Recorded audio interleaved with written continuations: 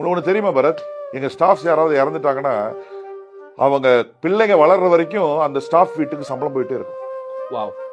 Government கூட அதை பண்றது இல்ல, ஆனா நாங்க பண்றோம். ஓகே.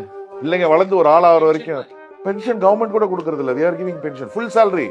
ஓ, நீங்க வந்து இன்னைக்கு உங்க கம்பெனில ஒர்க் பண்ணி, suppose let's say I am working in your company. இங்க வேணா, இப்போ ரீசெண்டா ஒரு ஸ்டாஃப் ஒருத்தர் ஹார்ட் அட்டாக்ல இறந்துட்டாரு 1.5 வருஷம் முன்னாடி. அவங்க ஃபேமிலிக்கு நீங்க பென்ஷன் கொடுக்குறீங்க. அவங்க குழந்தைங்க சின்ன பிள்ளைங்க, சம்பாதிக்கிற வயசுல யாரும் இல்ல. எவ்ரி மந்த் அவங்க எவ்வளவு 35,000 ரூபாய் சம்பளம் வாங்கிட்டு இருந்தாரு. ஹெல்பர், அவரு அசிஸ்டன்ட். எவ்ரி மந்த் 35,000 அவங்க வீட்டுக்கு போயிட்டு இருக்கு. ஓ, ஓகே. இதெல்லாம் கொடுக்கறதுனால குறையுதா கேட்டா இல்ல, கூடுது. எனக்கு மிராக்கிள். இறைவன் எப்படி அது கூட்டி கொடுக்கறான்னு தெரியல.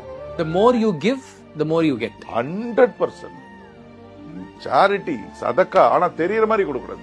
இதுவும் நான் சொன்னது 4 பேர் ரெஸ்டாரண்ட் வச்சிருக்கவங்களோ இல்ல வேற பிசினஸ் நீங்க வச்சிருக்கவங்களோ. அவங்க பேரையும் சொல்லல நீங்க. ஆமா, வச்சிருக்கிறவங்க நீ கொடுத்து பாரியா, நீ கொடுத்து பாரு, அவன் எங்கேயும் போக மாட்டான்.